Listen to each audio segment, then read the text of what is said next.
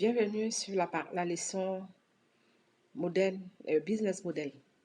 Alors, nous sommes une centre un espace de formation Diaspo Business, le réseau des entrepreneurs. Alors, retrouvez-nous sur nos réseaux sociaux Facebook, TikTok, YouTube le site internet formation diasporbusiness.com. Cette formation est présentée par Cléopâtre Ouattara, formatrice et entrepreneuse. Le business model ici est composé de 9 parties.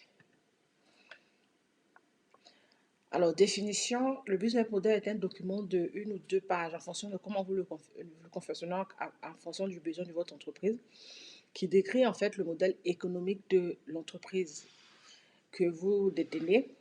Il explique comment l'entreprise va se développer et gagner de l'argent. Donc, il doit être inséré dans l'une des parties du business plan, réalisé en fait pour faire des demandes de fonds auprès d'investisseurs.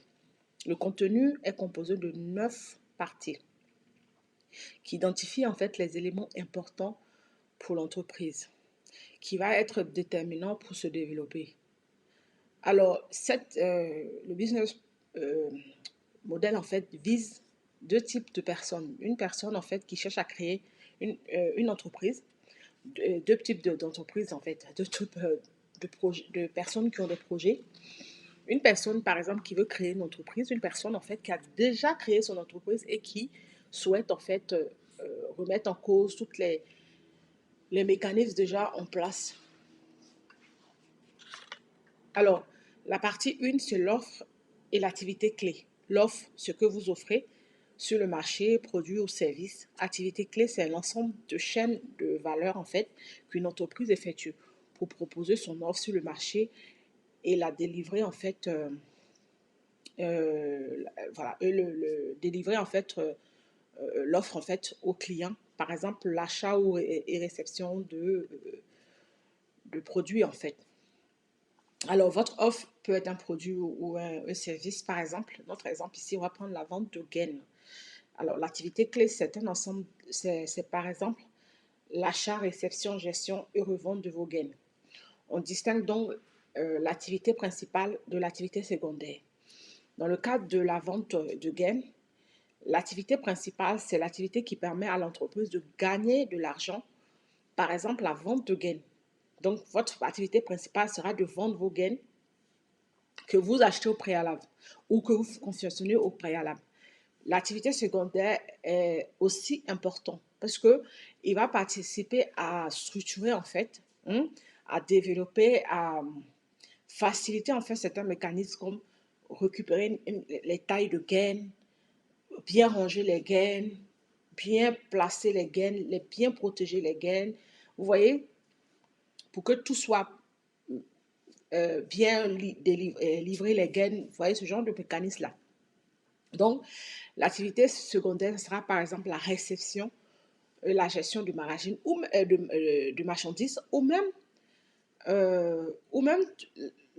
délivrer la marchandise, c'est une activité secondaire. Quand la personne fait l'achat, prend l'achat, fait l'achat sur Internet ou dans le magasin, quelqu'un va se charger de délivrer. Donc, c'est une activité secondaire, mais qui est aussi déterminante en fait pour le développement de l'entreprise. Mais au préalable, il faut faire des achats. S'il n'y a pas d'achat, il n'y a pas de vente. Donc, ça, elle est secondaire. Et le client, deuxième partie, le client. Identification de votre clientèle type, de vos clients types. Alors, l'objectif ici, votre client type, par exemple, peut être une femme qui vient d'accoucher dans le cas de la vente de gaines, par exemple. Et l'objectif ici, c'est d'identifier votre clientèle cible qui sera, elle, déterminante pour le développement de l'entreprise parce que vous saurez comment vous comporter pour satisfaire cette clientèle cible. Donc, c'est important de savoir quelle est votre clientèle cible. Ne pas trop s'éparpiller, ne pas avoir une clientèle cible trop large. Troisième partie, relation client. C'est l'ensemble des tâches qui vont permettre des interactions avec vos clients. Par exemple, les prospects, le service client avant l'achat, le service client après l'achat, récolter des informations, bien d'autres choses en fait, pour satisfaire le client. L'objectif ici, c'est de développer la stratégie des rapports qualité-prix.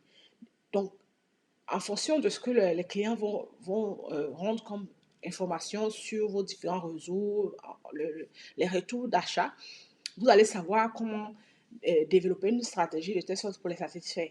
S'il y a trop de plaintes, c'est que ce n'est pas trop intéressant. Il va falloir réfléchir à la baisse ou peut-être à la hausse. Comment fidéliser vos clients?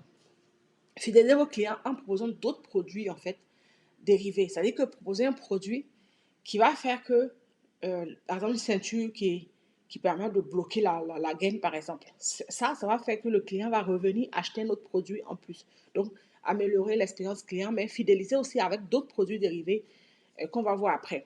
Retenir qu'il faut de l'empathie et un sens de l'écoute pour permettre à chaque client de se sentir unique. On a un client qui appelle pour se plaindre, on ne le laisse pas aller voilà, énervé. On essaie d'écouter, de comprendre sa vision de la chose. Et voilà, on a de l'empathie en gros. Quatrième partie, vos réseaux sociaux et canaux de vente. Je les ai mis ensemble. Certaines personnes ne les séparent. Pourquoi? Vos réseaux sociaux, en fait, c'est tous les réseaux sociaux que vous allez utiliser, en fait, pour pouvoir justement atteindre vos prospects et augmenter votre chiffre d'affaires. Par exemple, les réseaux sociaux, Instagram, Facebook, Snapchat et autres sont des réseaux sociaux, en fait, qui sont déterminés à certains types de personnes et certains produits. Donc, déterminez le réseau le plus adapté à votre clientèle et produit. Par exemple, la proposition de produits ou services très coûteux ne sont pas adaptés au réseau Snapchat, par exemple. Le plus souvent utilisé par des jeunes de moins de 25 ans qui sont le plus souvent des étudiants, donc la capacité financière est assez limitée. Donc, il faut voir en fait les canaux de vente. Ce sont les canaux de distribution de vos produits qui vont permettre d'arriver à votre clientèle cible. Alors, euh, exemple de canaux, en fait, ce sont les boutiques en ligne, par exemple, Internet, les ventes à travers les expositions pour faire connaître votre marque et donc amener du flux. Les boutiques physiques, par exemple. Donc, soit vous passez par des revendeurs de boutiques physiques, soit vous avez vos propres boutiques, donc vos chaînes. Il faut voir, en fait. Il faut voir. Si vous passez par des boutiques physiques, est-ce que vous allez vendre plus et avoir moins de marge? Mais si vous passez par vous-même votre propre boutique, vous aurez des frais en location de logement et de loyer et tout ça. Il faut voir aussi. Mais si vous passez par Internet, est-ce que vous allez payer juste les frais d'envoi et euh, le, le, le site Internet, en fait, donc, qui est moins coûteux, en fait. Donc, il faut voir, en fait. Alors que les boutiques physiques permettent d'avoir une certaine visibilité. Les boutiques en ligne aussi, mais ce n'est pas la même visibilité. Vous voyez, c'est vraiment quel genre de public vous voulez cibler. Donc, il faut réfléchir à tout ça. Mais est-ce qu'avoir justement les trois canaux, est-ce que ça ne va pas créer en fait plus de flux? Il faut réfléchir à ça en fait. Il y a autant de façons de voir la chose. Alors, les ressources en fait, c'est l'ensemble des biens indispensables en fait au fonctionnement, par exemple, de l'entreprise. Les ressources utilisées pour permettre aux produits ou services d'arriver aux clients de façon conforme et facile. Donc, les ressources sont les suivantes, pardon, ressources humaines. Alors, l'équipe indispensable pour développer votre entreprise, donc le personnel, les bénévoles, voilà. Et puis, les ressources matérielles, c'est tout ce que vous allez utiliser, les machines, les boutiques, voilà, l'espace, tout ça, quoi, pour créer, en fait, les gains, dans le cas de l'exemple de gains, en fait. Et les ressources financières, le capital social, en fait, de votre entreprise, les fonds financiers à votre disposition. Peut-être pourquoi pas demander un crédit, mais bon, c'est tout ce qui est à votre disposition pour développer votre entreprise. Et voilà. Après, ça peut vous permettre justement de visualiser vos besoins. Sixième partie, partenaires clés. Quels sont les exemples de vente de gains? Dans l'exemple toujours de notre vente de notre vente de gains, les fabricants de gains sont des partenaires. Ceux qui vont fabriquer vos gains, vous les envoyez. Est-ce que c'est vous-même qui allez fabriquer les gains? Dans ce cas-là, vous avez besoin de matériel pour créer les gains. Et si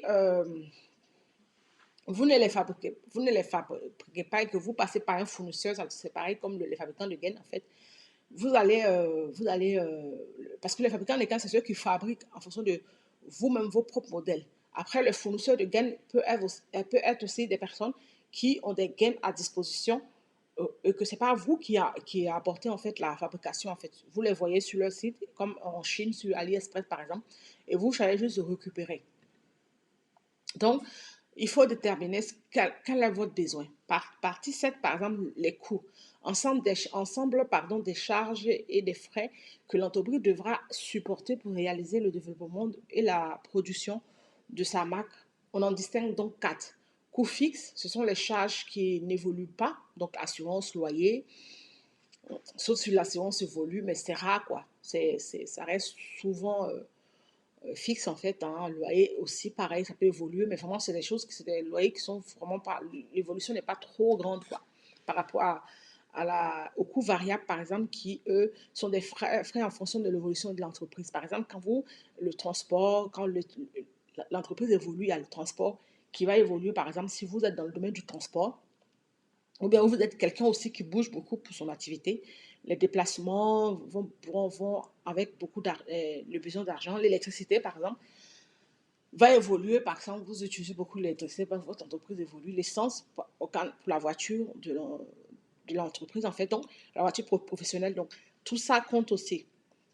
Le coût direct, donc c'est la main-d'œuvre utilisée pour réaliser, en fait, la production. Voilà, le développement de votre produit ou service proposé, par exemple. Donc, indirect sont les frais d'administration, hein, location des locaux qui est indispensable à la réalisation de votre production et bien d'autres choses, en fait. Voilà. Location de locaux, ça peut être ça peut être le loyer, mais ça peut être aussi, par exemple, location, en fait, de façon fixe, en fait. Voilà, quand on dit ici, location fixe, pardon, pas location fixe, ça peut être euh, une location, en fait, comment je pourrais vous dire ça? Une location, en fait, pour faire une réunion. Voilà, ça, c'est vraiment indirect, puisque ça ne sera pas, voilà.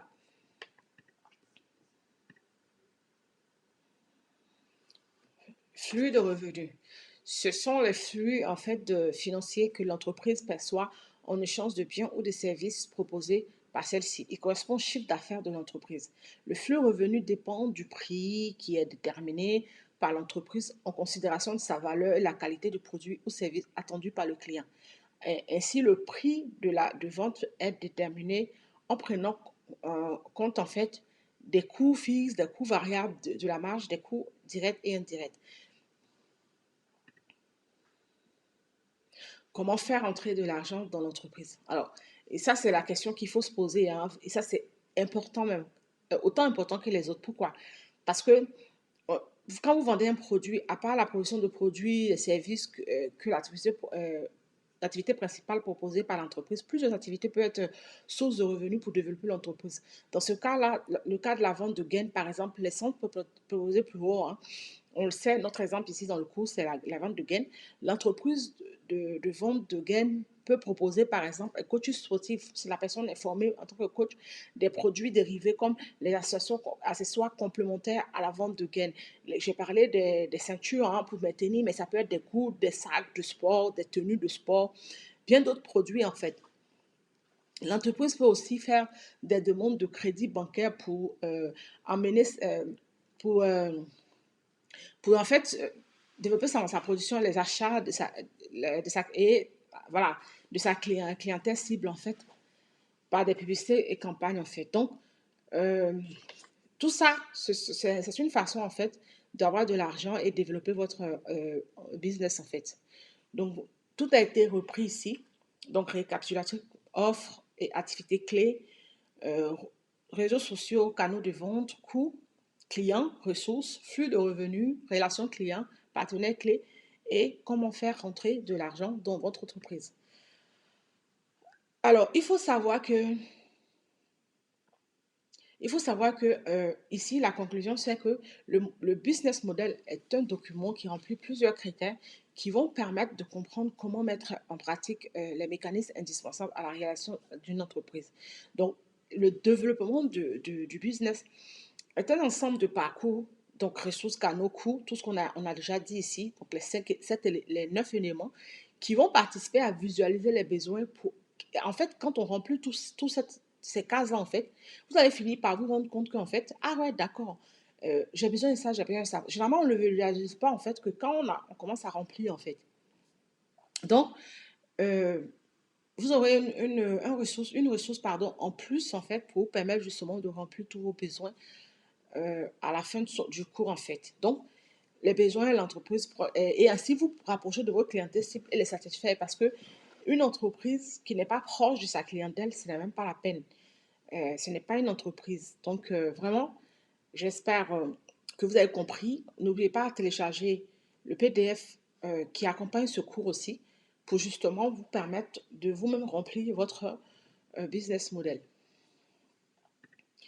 Retrouvez-nous sur nos réseaux sociaux, notre formation diasporbusiness.com pour retrouver les autres formations que nous proposons pour développer votre entreprise. Merci à tous et à très vite.